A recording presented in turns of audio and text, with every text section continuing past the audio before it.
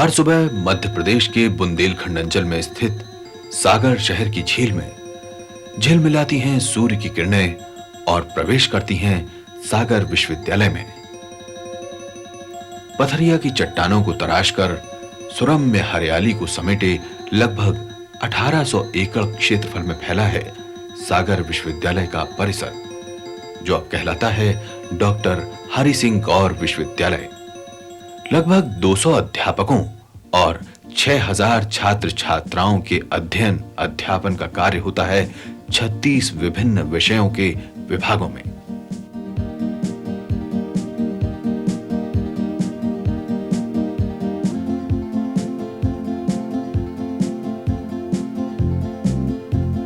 विश्वविद्यालय परिसर में ही है जवाहरलाल नेहरू ग्रंथालय, ज्ञान का वो भंडार जहां छात्र एवं अध्यापक दोनों की जिज्ञासा खींच लाती है उन्हें इस विशाल पुस्तकालय में सुरक्षित लगभग 3 लाख अत्यंत दुर्लभ पुस्तकों के बीच। आपको जानकर आश्चर्य होगा कि इस विशाल विश्वविद्यालय की स्थापना महज एक व्यक्ति की लगन और निस्वार्थ दान का परिणाम है। बुंदेलखंड के इस सूर्य का नाम है डॉक्टर सर हरि सिंह गौर। असीमित प्रतिभा के धनी डॉक्टर हरि सिंह गौर की जन्मस्थली शनिचरी डोरी, जो अब एक स्कूल है, शिक्षा को समर्पित जीवन के प्रति ये संभवतः एक श्रद्धांजलि है।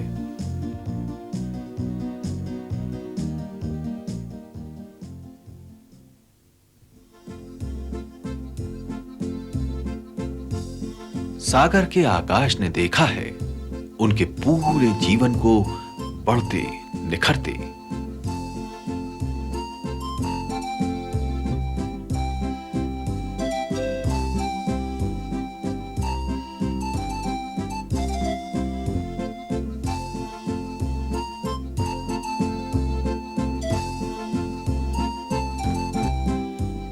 सागर में जन्मे डॉक्टर गौर को सागर में शिक्षा संस्थानों का अभाव बहुत अखरा और इसीलिए उन्होंने देखा एक सपना जो सन 1946 में साकार हुआ मकरोनिया में।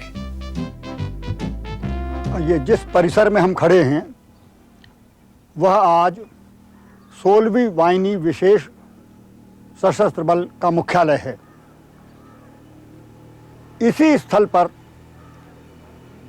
18 जुलाई 1946 को डॉक्टर हरि सिंह गौर ने सागर विश्वविद्यालय की स्थापना की थी। लगभग 150 विद्यार्थी और 20-22 शिक्षक थे जिनकी नियुक्ति हो चुकी थी। उन्होंने यहाँ पर पढ़ाना शुरू किया था 18 जुलाई को 1946 को। तमिलनाडु से, आंध्र प्रदेश से, कर्नाटक से, केरल से, कश्मीर से, आसाम से सारे देश के छात्र उस समय इस विश्वविद्यालय में पढ़ते थे। पहले दिन इसमें लगभग 150 विद्यार्थी थे। पहले सत्र में लगभग 250 विद्यार्थी हो गए थे। जिस स्थल पर हम अभी खड़े हैं ये आज विशेष सशस्त्र बल की 10वीं वाहिनी का प्रशासनिक भवन है। जब विश्वविद्यालय यहाँ स्थापित हुआ था 18 जुलाई 46 को, तो उस समय इसके संस्थापक और पहले कुलपति डॉक्टर हरि सिंह गौर ने इसी भवन में अपना प्रशासनिक कार्यालय स्थापित किया था। यहाँ से वहाँ तक ये उनका कक्ष था और इस कक्ष में आजीवन डॉक्टर हरि सिंह गौर ने बैठकर प्रशासनिक कार्य किया। विश्वविद्यालय की स्थापना के बाद इसके विकास का, विश्वविद्यालय का जो स्वरूप आज है नए स्थल पर भी, उसकी पूरी परिकल्पना, उसकी पूरी योजना डॉक्टर सर हरि सिंह गौर ने यहाँ बैठ करके बनाई थी। डॉक्टर हरि सिंह गौर को सागर की हरी भरी वादियों से प्यार था। सागर शहर से उन्हें स्नेह था।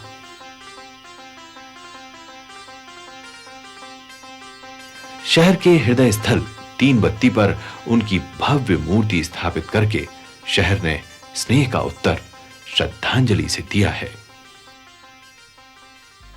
उन्होंने कहा कि मैं सागर में विश्वविद्यालय तो बना रहा हूं, परंतु ये मल्टीपर्पज विश्वविद्यालय होना चाहिए जो यहाँ के नौजवानों को कुछ काम करना सिखाए और ये विदेशी जिस बुरी तौर से भारतवर्ष को लूट रहा है उसको कम किया जाए या बंद किया जाए।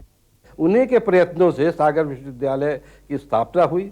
शुरू में उन्होंने 20 लाख रुपया दान दिया, जिसमें कि प्रांतीय सरकार ने 10 लाख रुपए और मिला दिए। इस तरह से 30 लाख के एंडाउमेंट फंड से विश्वविद्यालय प्रारंभ हुआ। डॉक्टर गौर के मरने के बाद उनके विल में ये लिखा गया कि मेरी संपत्ति का 2/3 हिस्सा सागर विश्वविद्यालय को दिया जाए, और उसके अनुसार करीब 1 करोड़ रुपया बाद में सागर विश्वविद्यालय को प्राप्त हुआ। दानशूर Hari Singh Gour, he was an intellectual giant. उसका एक छोटा सा उदाहरण मैं आपको दे दूंगी। एक बार ये फिलोसॉफिकल डिपार्टमेंट का एसोसिएशन का उद्घाटन था, तो वो उद्घाटन हरि सिंह करने वाले थे, सर हरि सिंह।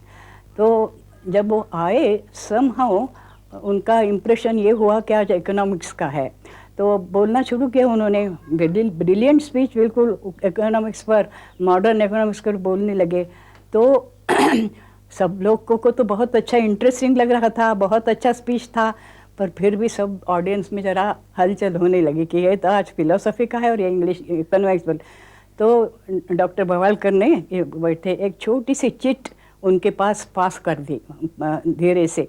वो देखते ही साथ उन्होंने सब्जेक्ट चेंज कर दिया एकदम से, और फिलोसफी पर, मॉडर्न इंडियन फिलोसफी पर उन्होंने एक एक्सीलेंट लेक्चर 1 घंटे से ज़्यादा देर तक दिया। अब कोई भी सब्जेक्ट उनके लिए कोई नया नहीं था, कुछ भी बोलिए, कुछ भी कहिए, वो डिस्कस कर सकते थे, बोल सकते थे। और पंक्चुअलिटी ऐसे कि जैसे 3 बजे कन्वोकेशन शुरू होने वाला है, तो जब गवर्नर आकर वहाँ पर बैठता था, वाइस चांसलर वहाँ रहते थे, और जब गवर्नर सीट लेता था, बराबर पीछे जो घड़ी लगी रहती थी, उसमें 3 के ठोके लगते थे। डॉक्टर हरि सिंह गौर का व्यक्तित्व बहुआयामी व्यक्तित्व था, बहुमुखी प्रतिभा के धनी थे। उन्हें प्रसिद्धि मिली दुनिया भर में एक विधिवेत्ता के नाते।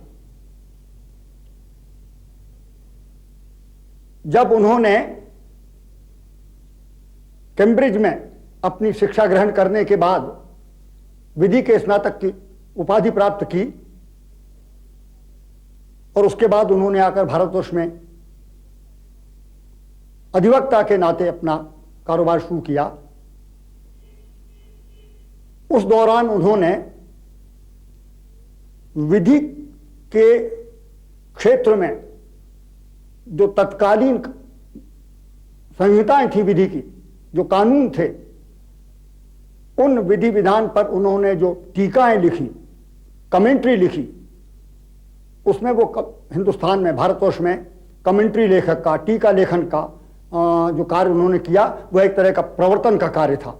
उन्होंने विधिवेत्ता के नाते जो ख्याति अर्जित की, जो प्रतिष्ठा उन्होंने अर्जित की, उसके पीछे उनकी 3 टीकाएं प्रसिद्ध हैं, जिसमें पहली थी हिंदू विधि पर, पहली टीका। दूसरी टीका उन्होंने जो लिखी थी वो transfer of property in British India, संपत्ति का हस्तांतरण, जो आज भी दोनों की दोनों टीकाएं आज भी प्रासंगिक हैं। और सबसे महत्वपूर्ण टीका उनकी थी दंड संहिता पर, जो टीका आज 4 वृहदाकार खंडों में प्रकाशित है, और वो टीका वकीलों के और न्यायालयों के बहुत उपयोग किए। उनके बिना किसी न्यायालय की और किसी बार रूम की लाइब्रेरी पूरी नहीं होती। वो केवल विधिवेत्ता नहीं थे, वो बहुत बड़े विधान शास्त्री थे, क्योंकि वो लंबी अवधि तक 14 वर्ष तक केंद्रीय लेजिस्लेटिव असेंबली के सदस्य रहे। उसके बाद वो आरंभ में जो कॉन्स्टिट्यूएंट असेंबली बनी, संविधान सभा बनी, उसके भी सदस्य थे। उन्हें लोग केवल विधिवेत्ता के नाते नहीं, आज जब याद करते हैं तो याद करते हैं शिक्षा शास्त्री के नाते, शिक्षाविद के नाते। उन्होंने सागर विश्वविद्यालय की स्थापना नहीं की दान दे करके। इसके पहले जब दिल्ली विश्वविद्यालय की स्थापना हो रही थी, तो केंद्रीय सरकार ने, तत्कालीन केंद्रीय सरकार ने डॉक्टर हरि सिंह गौर को इसके लिए योग्य समझा कि वो दिल्ली में बनने वाले, राजधानी में बनने वाले, हिंदुस्तान की राजधानी में बनने वाले दिल्ली विश्वविद्यालय के प्रथम संस्थापक कुलपति हों, और उनको नियुक्त किया गया। और उन्हें एक अतिरिक्त कार्यकाल और दिया गया जिसमें वो दिल्ली विश्वविद्यालय को स्वरूप दे सकें। उसके बाद वो नागपुर विश्वविद्यालय के भी कुलपति चुने गए और उन्होंने नागपुर विश्वविद्यालय को भी शैक्षणिक गरिमा और विस्तार दिया। एक पक्ष उनका और था और वो पक्ष था उनका चिंतक का, वह पक्ष था उनका दर्शन शास्त्री का। उनकी पुस्तक स्पिरिट ऑफ बुद्धिज्म, बुद्ध दर्शन पर एक मानक ग्रंथ है, जिसके कारण उनको विश्व में दार्शनिक चिंतक के नाते उनको पहचान मिली और सम्मान मिला। मूलतः डॉक्टर सर हरि सिंह गौर एक कवि, कल्पनाशील, संवेदनशील, भावना प्रधान व्यक्ति थे और भावुकता के कारण उन्होंने अपने आप को एक कर्मठ तपस्वी के जीवन के लिए समर्पित किया। तो मैं समझता हूं कि अगर वो शिक्षा शास्त्री नहीं हुए होते, विद्वेता नहीं हुए होते, चिंतक नहीं हुए होते, तो बहुत बड़े साहित्यकार हुए होते। टेनिसन, लॉर्ड टेनिसन अंग्रेजी के बहुत प्रसिद्ध कवि, उनके बहुत प्रशंसकों में से थे। लो सुनो वो आ रहा है गीत का स्वर, शांत हैं सारी दिशाएं सुप्त निर्झर, देवदारू निकुंज में खोया हुआ जो। विश्वविद्यालय पुस्तकालय में स्थित है गौर कक्ष, जहां गौर साहब की प्रिय पुस्तकों तथा स्वरचित रचनाओं का संग्रह है। उनकी लिखी रचनाओं में प्रमुख हैं the spirit of Buddhism, fact and fantasies, random rhymes और stepping west world, his only love, 7 lives इत्यादि। 25 दिसंबर 1949 को इस बहुमुखी प्रतिभा का निधन हो गया। अस्त हो गया सूर्य विंध्याचल का, पर सूर्य का प्रकाश हमारे साथ आज भी है और सदैव रहेगा।